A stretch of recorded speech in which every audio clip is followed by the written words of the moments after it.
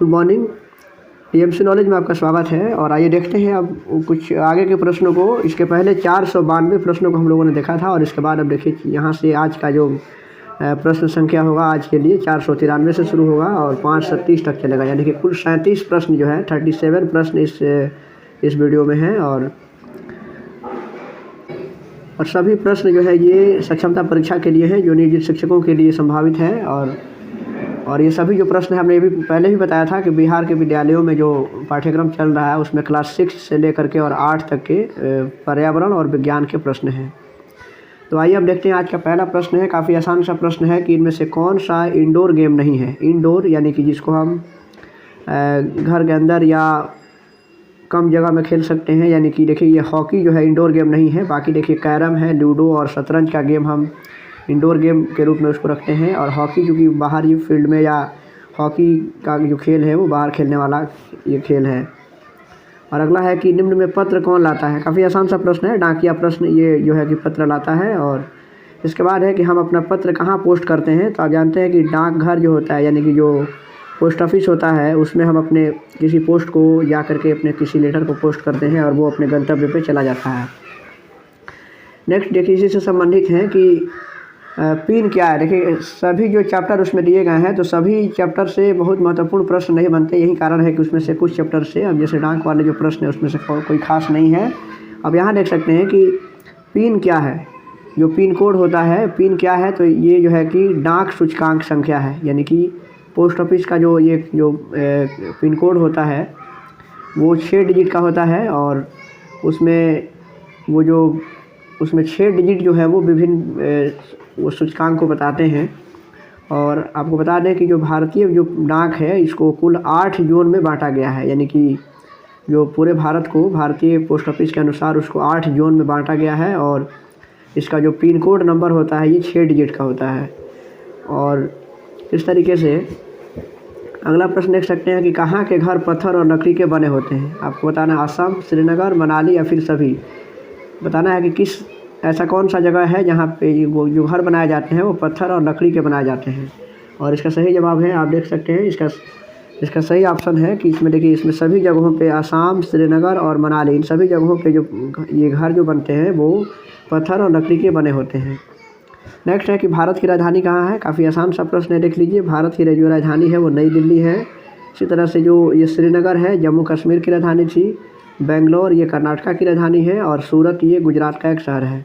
और जबकि गुजरात की जो राजधानी है वो अहमदाबाद है, यानी कि पहले उससे गांधीनगर उसका नाम था, अब अहमदाबाद ही कहते हैं उसको। अगला प्रश्न है कि डल झील कहाँ स्थित है। ये देखिएगा ये झीलों से संबंधित भी बहुत से प्रश्न हैं, इसमें पढ़ना है। तो डल झील ये कहाँ स्थित है। ऐसे भारत में झीलों की संख्या बहुत ज़्यादा है और जो झील है वो मीठे पानी की झील है, खारे पानी की झील है। तो इस तरीके से डल झील कहाँ है तो देखिएगा ये डल झील जो है वो कश्मीर में है, यानी कि श्रीनगर में है।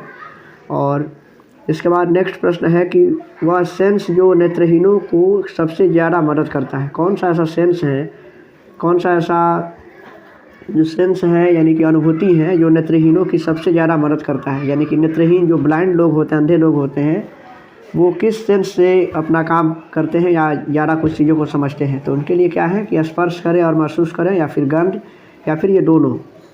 तो इसका सही जवाब है कि दोनों ही। चूँकि जो ब्लाइंड है तो ब्लाइंड व्यक्ति हैं, नेत्रहीन है तो वो आंखों से देख नहीं सकते हैं, इसलिए किसी चीज़ को वो स्पर्श करके ही महसूस करते हैं या उसकी गंध स्मेल के माध्यम से वो चीज़ों को समझ जाते हैं।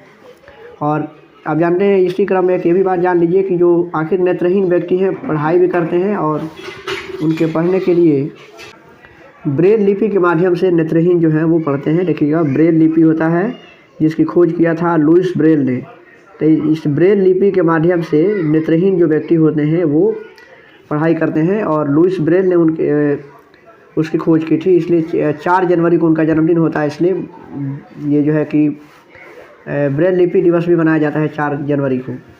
और इसका नेक्स्ट प्रश्न है यहाँ से कि कौन सा एक कुचालक है। देखिए अगला प्रश्न है कि इसमें से कौन सा एक कुचालक है। कुचालक यानी कि एक ऐसा पदार्थ होता है जिससे ऊष्मा या जो धारा है वो प्रवाहित नहीं होती। अब उसमें ऊष्मा के सुचालक या कुचालक पूछता है और या धारा का कुचालक सुचालक, इस तरीके से प्रश्न आते हैं। ऑप्शन में आप देख सकते हैं कौन सा एक कुचालक है, देख लीजिएगा। आयरन यानी कि ये लोहा है, ये क्या होता है कि ये सुचालक होता है, यानी कि विद्युत धारा का सुचालक होता है, ऊष्मा का भी सुचालक होता है। कॉपर है यानी कि तांबा, ये भी सुचालक है। और जिंक, क्योंकि जो धातुएं होती हैं वो अधिकतर वो विद्युत की सुचालक होती है। तो उसमें से कुचालक कौन है, तो ये लकड़ी जो है ये, यानी कि ये कुचालक नहीं है, यानी कि ये लकड़ी जो है कि वो कुचालक है, यानी कि लकड़ी से होकर के ऊष्मा या फिर विद्युत धारा का प्रवाह नहीं होता है। इस तरीके से लकड़ी को हम कहते हैं कि लकड़ी कुचालक होता है। देखिए इसके बाद से अगला प्रश्न है कि समुद्र से भूमि की ओर हवा को क्या कहते हैं। अभी देखिए हवाएं जो चलती हैं वो 2 तरीके की होती है, एक समुद्र से भूमि की ओर चलती हैं और दूसरी हवा होती है कि भूमि से समुद्र की ओर चलती हैं, यानी कि समुद्र से स्थल की ओर और स्थल से समुद्र की ओर, जिसको 2 भागों में बांटा गया है। इसे समुद्री समीर कहते हैं और स्थलीय समीर कहते हैं। तो समुद्री समीर या फिर ये स्थलीय, इसको हवा यहाँ पे दिया हुआ है, समुद्री हवा, स्थलीय हवा। अब प्रश्न के अनुसार देखिए कि समुद्र से भूमि की ओर हवा को क्या कहते हैं। समुद्र से जो भूमि की ओर यानी कि स्थल की ओर जो हवाएं चलती हैं उसे किस नाम से जाना जाता है, तो उसे हम समुद्री हवा के रूप में जानते हैं, यानी कि समुद्री समीर कहा जाता है। जबकि जस्ट इसका अपोजिट है कि भूमि से समुद्र की ओर अगर चलेगी तो उसको स्थलीय समीर या स्थलीय हवा कहते हैं। अब इसमें भी बातें होती हैं कि इसमें कुछ समुद्री समीर कब चलती हैं और स्थलीय समीर कब चलती हैं।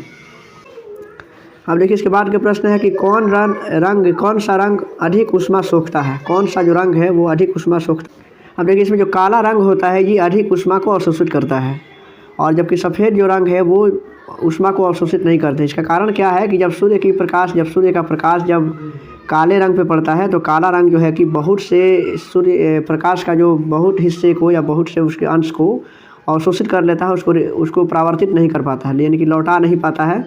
जितना पड़ता है वो सबको अवशोषित कर लेता है। इसलिए काला रंग जो है कि ऊष्मा अधिक अवशोषित करता है, जबकि सफ़ेद रंग क्या करता है कि ऊष्मा के बहुत हिस्से को वो परावर्तित यानी कि रिफ्लेक्ट कर देता है।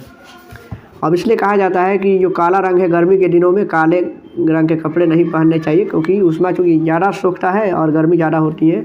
जबकि सफ़ेद रंग का जो कपड़ा होता है वो गर्मियों में काफ़ी आरामदायक होता है। तो फिलहाल इस प्रश्न का जवाब है कि काला रंग जो है कि अधिक ऊष्मा को सोखता है। अब देखिए इसके बाद के प्रश्न है कि तापमान की इकाई क्या है। 5 से 4 नंबर ये प्रश्न है, तापमान की इकाई क्या है, तापमान को हम किस में मापते हैं। तो देखिए तापमान को हम केल्विन, तापमान का जो मात्रक होता है या इकाई होती है, एसआई मात्रक जो है वो केल्विन होता है। तापमान को हम केल्विन में मापते हैं। ऐसे सेल्सियस को भी हम ये तापमान को मापते हैं, फ़ारेनहाइट में भी मापा जाता है, लेकिन उसका जो एसआई मात्रक है वो केल्विन है। और इसका नेक्स्ट प्रश्न है कि थर्मामीटर में के बल्ब में क्या भरा जाता है। थर्मामीटर के बल्ब में क्या भरा रहता है, उसमें पारा भरा रहता है। और पारा क्या है कि पारा एक धातु है, लेकिन वो लिक्विड यानी कि द्रव अवस्था में रहता है और ये अपवाद के तौर पे है। ऐसे जितनी भी धातुएं होती हैं सभी ठोस अवस्था में पाई जाती हैं, लेकिन पारा है ये एक अपवाद है, और वो पारा जो है वो द्रव अवस्था में यानी कि लिक्विड स्टेज में पाया जाता है। और यही कारण है कि जो थर्मामीटर होता है उसमें देखिए कि जो पदार्थ होता है वो ऊपर नीचे उचड़ता घटता रहता है। तो ये पारा इसका सही जवाब होगा। नेक्स्ट है कि देखिए अब ये प्रश्न को समझने लायक है कि सर्दियों की सुबह लकड़ी की टाइल की तुलना में संगमरमर की टाइल ठंडी महसूस होगी, क्योंकि संगमरमर की टाइल किस प्रकार से व्यवहार करता है ये बताना है। कि टाइल्स जो घरों में लगे रहते हैं तो जो संगमरमर की जो टाइल्स होती हैं वो ज़्यादा ठंडी हो जाती हैं लकड़ियों के टाइल की तुलना में। तो इसमें कारण क्या है कि संगमरमर की टाइल किस प्रकार की से व्यवहार करता है, किस प्रकार से वो काम करता है। तो देखिए इसमें इसका कारण है कि लकड़ी की टाइल की तुलना में क्या है कि वो ऊष्मा की सुचालक होती हैं, और यही कारण है कि वो ज़्यादा जो है कि वो ठंडी महसूस हो जाती हैं। अब देखिए यहाँ से अगला प्रश्न है कि सोनू और रिया अपने शरीर का तापमान मापा, और ये सोनू ने 98.6 डिग्री फ़ारेनहाइट और रिया ने 37 डिग्री सेल्सियस दर्ज किया। तो निम्नलिखित में से कौन सा कथन सही है। देखिएगा मनुष्य के शरीर का जो तापमान होता है वो सेल्सियस पैमाने पे 37 डिग्री होता है, जबकि फ़ारेनहाइट पे 98.6 डिग्री फ़ारेनहाइट होता है। तो ये दोनों का सामान्य तापमान है, यानी कि तापमान एक ही है लेकिन अलग अलग सेल्सियस पैमाने पर और फ़ारेनहाइट पे इतना का डिफरेंस नज़र आता है, जबकि सामान्य दोनों का ये सेम है। इसका मतलब हुआ कि दोनों के शरीर का तापमान इसका सही जवाब हो जाएगा कि दोनों के शरीर का तापमान जो है कि वो सामान्य है। ठीक है। और इसका अगला प्रश्न है कि रेशा क्या है। प्रश्न ये होना चाहिए कि रेशा कहाँ से प्राप्त होता है। तो देखिए रेशा जंतुओं से भी प्राप्त होता है और पौधों से भी प्राप्त होता है, यानी कि ऑप्शन सी इसके लिए सही है कि दोनों से ही प्राप्त होता है। और अगला प्रश्न है कि रेशम कहाँ से प्राप्त होता है। देखिए रेशम, तो रेशम जो है कि देखिए कोकुन लिखा हुआ है, यहाँ पे कोकुन होना चाहिए कि रेशम जो है कि कोकुन से प्राप्त होता है, यानी कि ऑप्शन इसके लिए डी सही है और कोकुन से प्राप्त होता है। और एक 511वां प्रश्न है कि निम्नलिखित में से कौन सा ऊन देने वाला प्राणी है, यानी कि ऊन किन प्राणियों से मिलता है, भेड़ से, अंगोरा बकरी या फिर ऊँट से। तो देखिए इन सभी से ही ऊन की प्राप्ति होती है, यानी कि ऑप्शन इसके लिए डी सही है। भेड़, बकरी और अंगोरा, ये भेड़ जो है, अंगोरा बकरी है और ऊँट, ये सभी जो है कि ऊन देने वाले प्राणी हैं। और नेक्स्ट है कि निम्नलिखित में से कौन सा ऊन देने वाला प्राणी नहीं है। ऊन देने वाले प्राणी में से कौन नहीं है, देखिएगा बकरी से भी ऊन मिलता है, भेड़ और याक, ये तीनों ही है, इनमें से कोई नहीं, ये इसका सही जवाब होगा। जबकि इसके लिए अगला प्रश्न है कि याक की ऊन कहाँ आम है, मतलब हुआ कि याक की ऊन कहाँ ज़्यादा मात्रा में पाई जाती है, यानी कि वहाँ के लिए आम बात है, तो तिब्बत इसके लिए सही जवाब होगा, यानी कि तिब्बत में याक की ऊन ज़्यादा प्राप्त होती है। और इसके बाद से इसका नेक्स्ट प्रश्न है कि पश्मीना शॉल बनाने के लिए निम्नलिखित में से कौन सा ऊन देने वाला जानवर उपयुक्त है। पश्मीना शॉल के लिए किस जानवर की ऊन जो है कि सबसे ज़्यादा उपयुक्त होती है, तो इसके लिए सही जवाब है बकरी का। बकरी जो है कि उसके लिए ज़्यादा उपयुक्त जानवर है पश्मीना शॉल के लिए। इसके बाद है कि भेड़ क्या है, भेड़ शाकाहारी है या मांसाहारी है। देखिए भेड़ जो होता है वो शाकाहारी होता है, यानी कि इस तरीके से ऑप्शन ए सही है इसके लिए। सर्वाहारी यानी कि जो शाकाहारी और मांसाहारी दोनों हो उसको हम कहते हैं सर्वाहारी। और परजीवी जो होता है, यानी कि जो अपने भोजन की प्राप्ति के लिए दूसरों जीवों पर आश्रित रहता है, उसको परजीवी कहा जाता है। और इसके बाद नेक्स्ट है कि भारतीय भेड़ की निम्नलिखित में से कौन सी नस्ल होजरी के लिए उपयुक्त है। होजरी के लिए कौन सी नस्ल जो है भारतीय भेड़ों की उसके लिए उपयुक्त है, तो पटनवाड़ी जो नस्ल होती हैं वो होजरी के लिए काफ़ी उपयुक्त होती हैं भारतीय भेड़ों की। और 517वां प्रश्न है कि स्वेटर बनाने के लिए निम्नलिखित में से किस रेशे से ऊन बनाई जाती है। देखिए स्वेटर बनाने के लिए लंबे फाइबर के जो रेशे होते हैं वे स्वेटर के लिए काफ़ी उपयुक्त होते हैं। देखिए यहाँ से 518वां प्रश्न है कि निम्नलिखित में से किस वस्तु के निर्माण के लिए जानवर को नहीं मारना पड़ता है। अब यानी कि जानवर के से कौन से जो इसमें से जो ऑप्शन है वो नहीं बनाए जाते हैं, किस वस्तु के निर्माण के लिए जानवर को नहीं मारना पड़ता है। तो देखिए 19 साल जो है, चूँकि साल जो होते हैं वो जानवरों के जो ऊपर जो उनके बाल जो खाल के ऊपर जो बाल होते हैं उनसे जो है ऊन की प्राप्ति होती है, इस तरीके से उसको मारना नहीं पड़ता है। जबकि चमड़े की जैकेट और रेशम की साड़ी, ये सब जो चीज़ें, हाथी दांत की चूड़ियाँ, ये सब तभी जो है कि है जबकि जानवर को मारा जाएगा, उनके मरने के बाद उनके शरीर का उपयोग हो पाता है। और नेक्स्ट है कि निम्नलिखित में से कौन सा रेशम का प्रकार नहीं है। टसर, मोथ रेशम, मोगा रेशम या फिर शहतूत रेशम, ये कौन सा प्रकार नहीं है। देखिएगा इसमें देखिए ये मोथ रेशम का प्रकार नहीं है, बल्कि टसर, मोगा और ये शहतूत, ये सभी रेशम के प्रकार हैं। और रेशम के कीड़ों की सुइयाँ क्या होती हैं। सुइयाँ जो है रेशम के कीड़ों की सुइयाँ क्या होती हैं, यानी कि पीपल के पत्ते, घास, गुलाब की पत्तियाँ या फिर शहतूत की पत्तियाँ खाती हैं। तो देखिए ये शहतूत की पत्तियाँ जो है क्यों होती, क्योंकि शहतूत के पत्तों पर ही रेशम के कीड़े पाले जाते हैं। तो इस तरीके से ऑप्शन डी सही है। और अगला प्रश्न है कि रेशमी धागा किससे प्राप्त किया जाता है। रेशम के धागे जो है कि वो किससे प्राप्त किए जाते हैं, आप देख सकते हैं। और इसका सही जवाब है कि रेशम के जो धागे हैं वो कोकून से प्राप्त होते हैं। देखिए यहाँ पे कोकून सही लिखा हुआ है, इसके पहले ककून लिख दिया गया था। जबकि अगला प्रश्न यहाँ से देखते हैं कि रेशम कीट निम्नलिखित में से किससे बने रेशों का स्राव करता है। रेशम कीट जो है निम्न में से किससे बने रेशों का स्राव करता है। और इसका सही जवाब है 522 नंबर ये प्रश्न है। और इसका सही जवाब है कि वो ऑप्शन सी होगा, यानी कि किससे बने रेशों का स्राव करता है, यानी कि प्रोटीन का स्राव करता है। और इस तरीके से ऑप्शन सी इसके लिए सही जवाब होगा। और देखिए अगला ये प्रश्न है, ये भी जीवों से संबंधित है कि अमीबा के जो झूठे पैर हैं उसका उपयोग किस में किया जाता है। अमीबा के जो अमीबा एक जीव है, एक कोशिकीय जीव है। ऐसे अमीबा जो होता है बीच में केंद्रक होता है और आगे चल के अमीबा जो है कि वो एक ही जो जीव होता है, ऐसे ये दो भागों में बट जाता है। तो अमीबा के जो इसमें ये कूटपाद उसके निकले होते हैं, तो अमीबा का झूठा पैर किस काम के लिए उपयोग किया जाता है। तो इसका सही जवाब है कि देखिए अमीबा के जो कूटपाद होते हैं वो अपने भोजन ग्रहण करने के लिए क्या करता है कि अमीबा अपने पैरों को फैलाता है और उसमें जो उसके शिकार होते हैं उसको वो पकड़ के और उसको अपने खाद्यनाली में ग्रहण करता है। इस तरीके से भोजन ग्रहण करने के लिए और गति करने के लिए उसके जो है वो यूज किए जाते हैं। झूठे पैर जो है जिसको कूट पाट कहा जाता है, कूट पाट कहते हैं उसको। और नेक्स्ट इसका प्रश्न है कि भोजन का जटिल घटक कौन है? भोजन का सबसे जटिल घटक कौन होता है? देखिएगा प्रोटीन, कार्बोहाइड्रेट और ये वसा, ये सभी जो है कि भोजन के जटिल कारक हैं।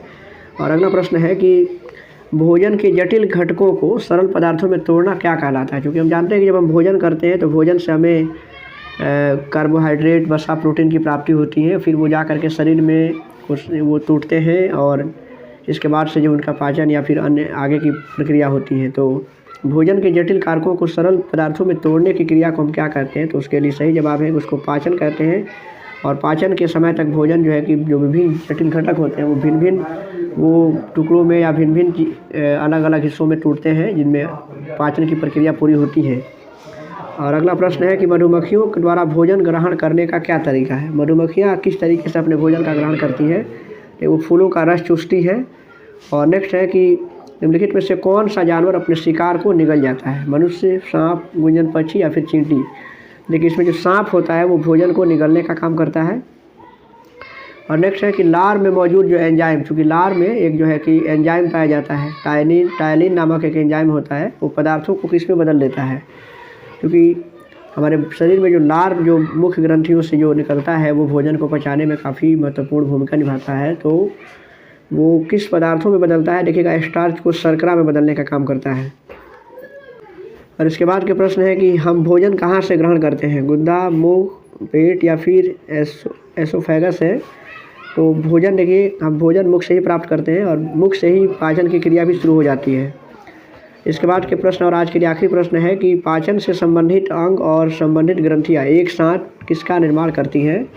तो काफ़ी आसान सा प्रश्न है। और इसमें देखिए पाचन तंत्र, चूँकि पाचन से संबंधित जो अंग है और संबंधित जो भी ग्रंथियाँ हैं तो वो सब मिला करके पाचन तंत्र का निर्माण करती है, जहाँ मनुष्य के भोजन का पाचन होता है और उसका अवशोषण किया जाता है भोजन का, और फिर मनुष्य को विभिन्न प्रोटीन या फिर जो कुछ भी प्राप्ति होती है शरीर को भोजन से फ़ायदे होते हैं।